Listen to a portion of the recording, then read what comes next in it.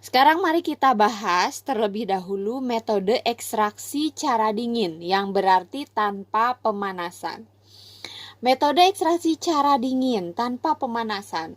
Metodenya diantaranya yang pertama adalah maserasi.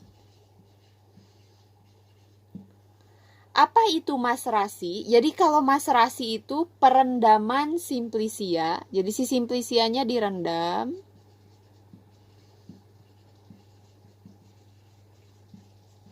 Selama 3 kali 24 jam.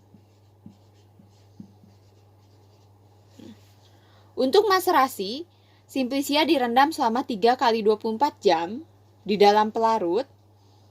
Dan setiap 24 jam harus diganti pelarut.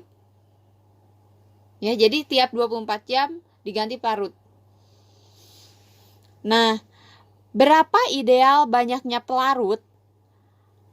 Perbandingan antara simplisia dan pelarut ya dengan menggunakan metode maserasi adalah 1:3. Jadi misalkan kalau kita mau mengekstrak biji kopi dengan menggunakan pelarut etanol dengan menggunakan metode maserasi misalnya. Ketika kita menggunakan 100 gram biji kopi berarti dibutuhkan 300 ml pelarut untuk metode maserasi. Apa yang terjadi pada proses ekstraksi dengan cara maserasi? Misalkan kita merendam ya suatu simplisia nih. Sana ada simplisia, serbuk-serbuk simplisia di dalam suatu pelarut kita rendam. Nah, zat aktif yang ada dalam simplisia akan terlarut dalam pelarut. Akan terlarut dalam pelarut. Nah, setiap pelarut mempunyai daya kelarutan tertentu ya, nilai kelarutan tertentu. Sehingga ketika mencapai titik jenuhnya, si pelarut ini tidak bisa menarik lagi zat aktif yang ada di dalam simplisia.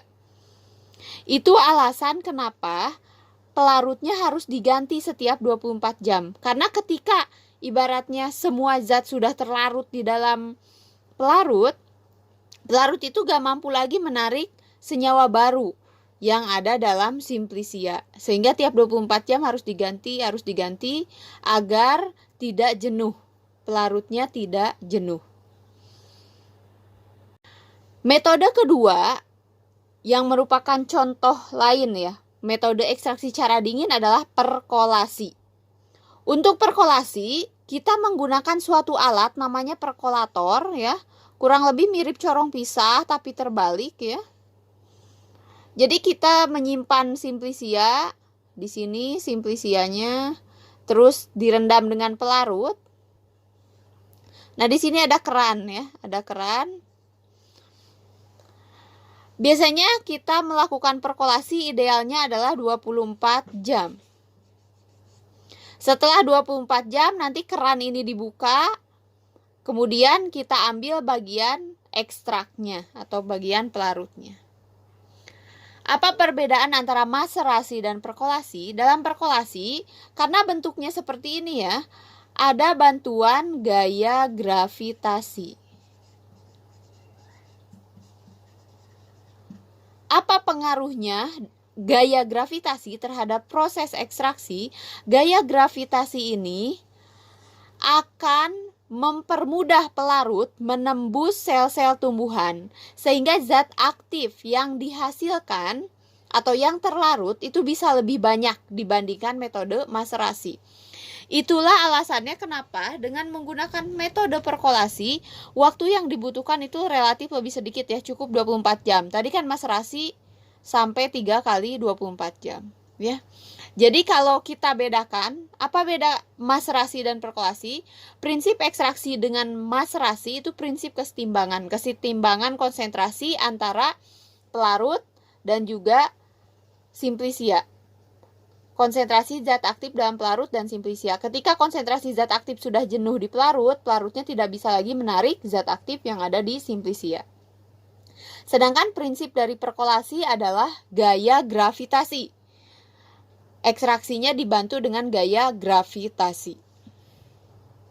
Kita akan membahas metode ekstraksi cara panas ya. Pertama kita akan membahas infusum. Apa metode infusum? Metode infusum adalah penggodokan ya. Penggodokan suatu simplicia pada air suhunya 90 derajat Celcius selama 15 menit.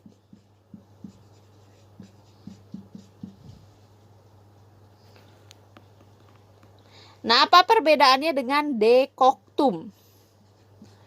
Dekoktum juga sama ya, perendaman di air, perendaman simplicia di air 90 derajat Celcius, tapi lama waktunya adalah 30 menit. Sorry.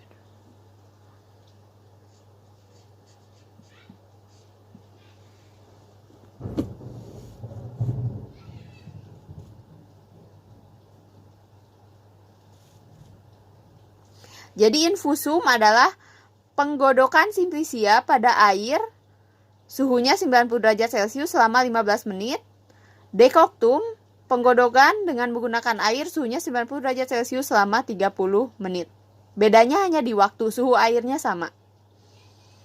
Itu yang metode panas ya.